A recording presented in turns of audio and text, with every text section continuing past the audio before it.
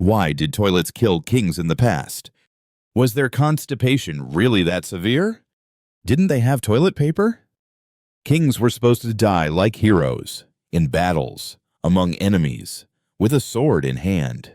That was the ideal ending for a ruler in the Middle Ages, and King Henry II of France wanted to look strong, brave, invincible. That day the city was celebrating. Flags waved in the wind. Bells rang from early morning. The court gathered for a grand nightly tournament. It was meant to be a spectacle, a festival of honor, a demonstration of royal power. Spectators awaited beautiful duels. Nobles placed bets. Music filled the square. And suddenly, the king himself decided to enter the arena. He wanted to show that he wasn't just sitting on a throne. He wanted to prove he was a true warrior. The crowd erupted in applause. For the people, it was a moment of pride. The king in armor, on a war horse, with a lance in his hand. Everything looked perfect. Two riders took their positions. The horses tensed. Hooves struck the ground. The signal sounded. They charged at each other. Faster, even faster. The impact was powerful. The opponent's lance struck the king's helmet and shattered. Fragments flew in all directions. For a moment, it seemed everything was fine, but one splinter didn't fall. It drove inward, through the metal, through the eye, straight into the brain. The king staggered and fell from his horse. The crowd froze. At first, people thought it was part of the show, that he was just wounded, but the blood was flowing too fast. He was rushed out of the arena. The music stopped. The celebration ended. Whispers spread. The king did not die immediately, and that made it even more terrifying. Day after day, he lay in bed. Doctors didn't know how to treat a brain injury. They tried everything they knew: ointments, compresses, prayers. But infection slowly destroyed his body. He lost his sight. He raved. He screamed in pain, and the entire palace heard it. Just yesterday, he was a symbol of strength. Now he was a helpless man, slowly dying. Because of entertainment. Because of a single spectacle. Because of the desire to look like a hero. After 10 days, the king died. Europe was shocked. Not by the death itself, but by how it happened. A great ruler did not fall in battle. He died at a celebration, before a crowd during a game. The tournament meant to glorify his power became the cause of his disgraceful end. History remembered not his victories, but the splinter of a lance that shattered the crown. Number 6. Sometimes history doesn't need swords. It doesn't need wars. It doesn't need conspiracies. Sometimes it ends in complete silence. King George II of Great Britain was one of the most powerful rulers of his time. An empire was under his control. His navy ruled the seas. His army won wars. He was feared. He was respected. His name was known across Europe. It seemed a man like that should leave this world loudly, in battle, through a plot, or after a long, painful illness. But it happened differently. That morning was ordinary. No travogi, no bad news, no signs of danger. The king woke up as usual, walked through his chambers, and went into the toilet, a normal human thing, something everyone does, even kings. At that moment, no one could imagine it would be the last minute of his life. Suddenly, something inside his chest burst. The aorta, the body's main artery, ruptured. Blood instantly began filling the internal cavities. The pressure dropped. The heart couldn't withstand it. Everything happened so fast that he didn't even have time to call for help. No struggle, no long-lasting pain, just a sudden end. When the servants entered the room, the king was already dead. The great ruler lay on the bathroom floor, without a crown, without grandeur, without witnesses. The news quickly spread through the palace, and then across the country. And along with shock came an awkward silence. Because how do you tell the people the truth? How do you explain that a king who survived wars and intrigues died in a toilet? The official records were cautious. Sudden death in private chambers. But everyone understood what it meant. History tried to pretend nothing unusual had happened, but people whispered, laughed, were horrified because there was something deeply human about it, and deeply humiliating. A mighty king, and an ordinary end. No glory, no heroism, no meaning. It became a reminder impossible to ignore. No matter how much power a person holds, the body is always fragile. A crown doesn't protect from a heart rupture. A throne doesn't save you from biology. Sometimes history doesn't end with a loud shot, but with a quiet fall onto a cold floor. Number 5.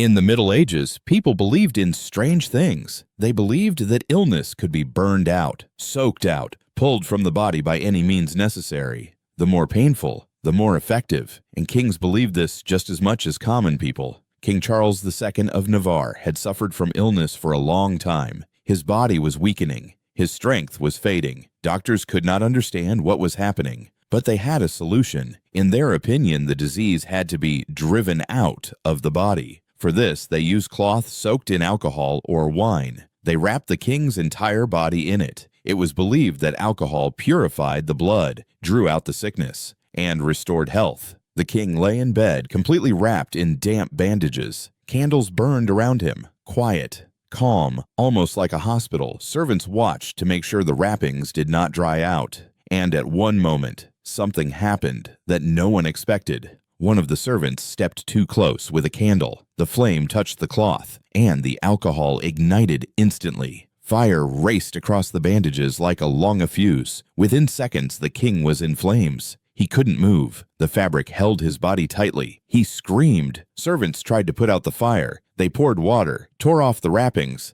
panicked. But it was too late. The fire had done its work. The king suffered horrific burns over his entire body. He didn't die immediately. And that was the worst part. For several days, he lay in unbearable agony. His skin was destroyed. The pain never stopped for a moment. The same doctors who had suggested the treatment now watched helplessly. No ointments helped. No prayers stopped death. Eventually, the king died, not from illness, but from the treatment. The news shocked the court. The method meant to save his life had turned into a deadly trap. The irony was cruel. The king did not die from an enemy. Not from a conspiracy, not from old age, but from a medical procedure. What was meant to heal him burned him alive. It became another reminder of that era. People often confused pain with healing and suffering with benefit. Sometimes the greatest danger wasn't disease, but those trying to cure it. But the story didn't end there. The king's death shocked people not only because of the fire, it shattered trust in doctors.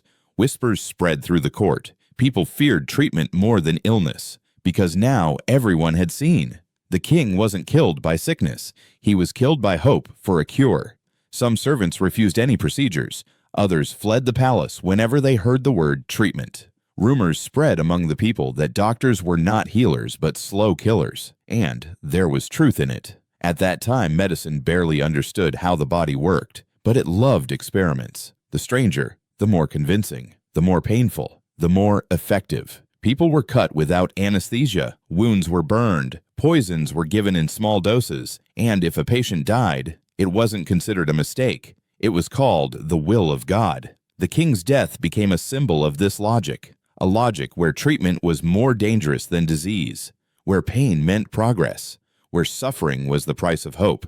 And the most terrifying part, such cases happened again and again. People died from procedures, from miracle methods, from experiments, and medicine continued for centuries along a path paved with mistakes. The king was only one of the first loud examples, an example of how the desire to save a life sometimes leads straight to death. Number 4.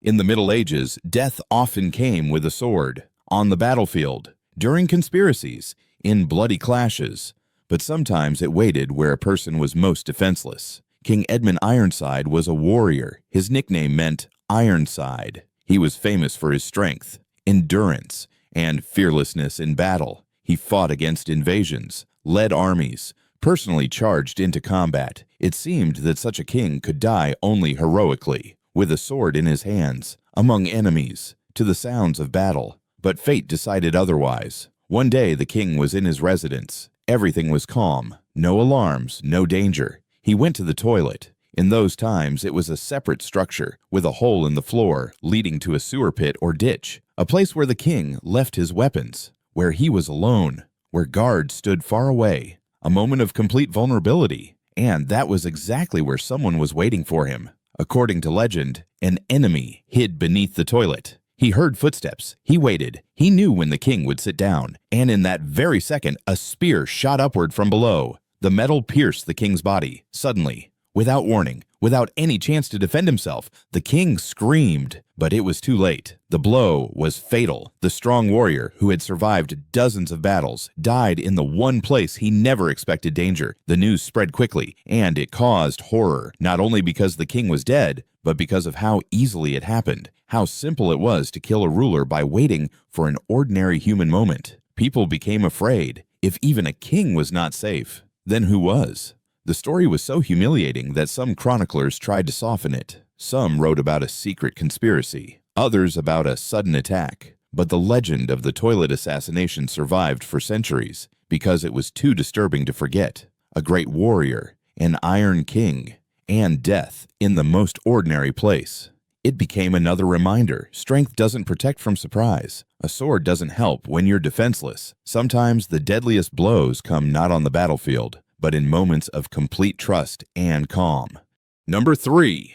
Some kings died by the sword, others by conspiracies, some from disease. But one king died from a meal that was too delicious. King Adolf Frederick of Sweden lived in an age of luxury. His palace was filled with gold. Servants fulfilled every wish. Tables overflowed with food. For kings of that era, banquets were not just meals. They were displays of power. The more dishes, the more powerful the ruler. And that evening, the king decided not to hold back. Before him was a lavish feast. Lobsters, caviar, thick meat soups, baked dishes covered in rich sauces, wine, champagne. But he didn't stop there. For dessert, sweet buns filled with cream and served with hot milk were brought in. One, then another, a third. The king ate slowly, with pleasure. Servants kept bringing more. He didn't eat 2, not 5. He ate 14. 14 sweet desserts after an enormous meal. His stomach was completely full. Breathing became harder, but he laughed. For a king, eating without limits was normal. After some time, he began to feel unwell. A sharp pain appeared in his chest. Dizziness followed. Servants rushed to help, but his heart couldn't take it. The body simply gave up. The king died that very evening. No enemies, no battle, no conspiracy, just overeating. The news spread quickly across the country. At first, people didn't believe it. How could someone die from food? But doctors confirmed it.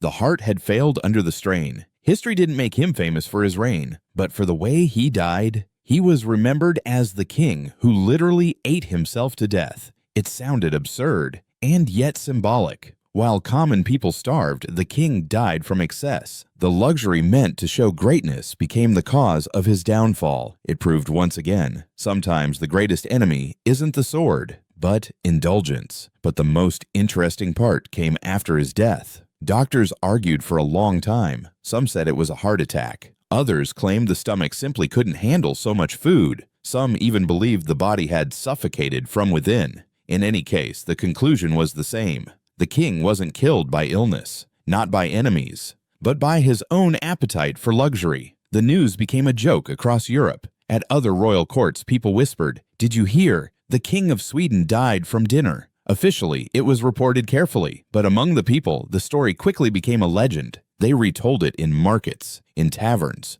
on the streets. It sounded like a warning that even royal power doesn't protect from excess, that wealth can kill just as surely as a sword. Over time, his death became an example of where a life without limits can lead. The irony was cruel. While ordinary people often had nothing to eat, their king died from having too much. The luxury meant to symbolize the nation's greatness became its shame. His reign was almost forgotten, but his final dinner was remembered for centuries. History didn't preserve the taste of those dishes, but it preserved the result. A king who had everything died from excess, and it became yet another proof. Sometimes death doesn't come from lack, but from having too much. Number 2. In history, there were kings, and there were conquerors, people who didn't just rule, but reshaped the world by force. One of them was William the Conqueror, the man who conquered England, who crushed enemy armies, who founded a new dynasty. His name inspired fear. His army spread panic. He seemed unstoppable. It felt as though such a ruler was destined to die gloriously in battle, with a sword in his hand, surrounded by enemies. But fate prepared a very different ending. In his old age, the king set out on a campaign, not for glory, but to punish rebels. He rode at the front of his army, and suddenly his horse stumbled. William fell, but he fell badly. The saddle struck him hard in the stomach. The pain was sharp, piercing. At first, he tried to ignore it. For a warrior, a fall meant nothing. But the pain didn't fade. With every hour, it grew worse. His belly began to swell. A fever set in. Breathing became difficult. Doctors couldn't help.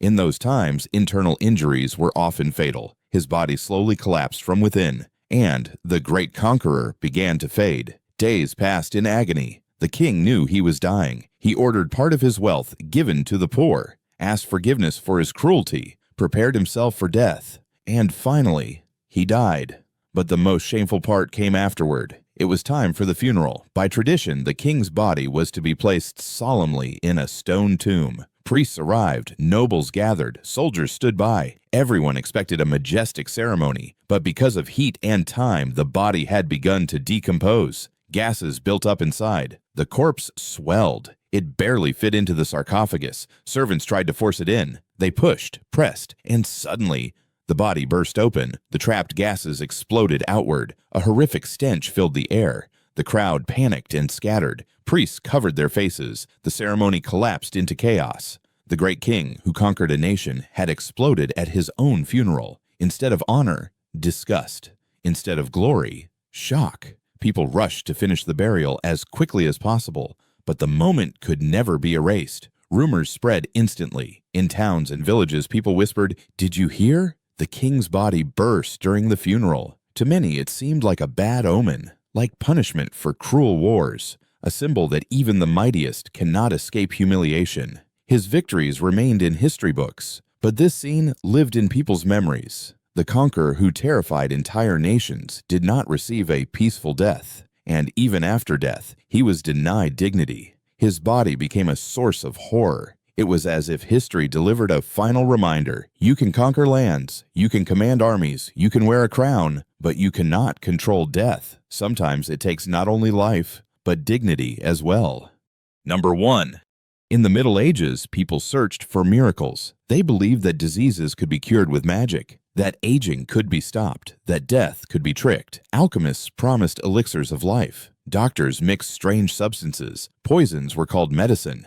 And kings believed in it just as much as common people, sometimes even more. King John I of Castile was fascinated by experiments. He wanted to be healthy, strong, and live longer than everyone else. At his court, alchemists and physicians worked constantly. They brought bottles of liquids, powders of unknown origin, mixtures of metals, herbs, and minerals. They said, "This will cleanse your blood. This will give you strength. This will extend your life." The king listened and drank again and again. Some drinks were bitter, others burned his throat. Some caused dizziness, but the doctors insisted, "This is a sign the medicine is working." In those days, pain was considered proof of effectiveness. If it hurt, it meant healing. The king began to weaken. His hands trembled, his eyesight worsened, pain appeared in his stomach, but instead of stopping, they gave him even more medicine. Stronger, more concentrated. They believed his body was simply resisting the illness. In reality, his body was slowly being poisoned. Metals built up in his blood. Toxins destroyed his organs. The king grew weaker and weaker. One day, he could no longer rise from bed. He suffered intense pain, nausea,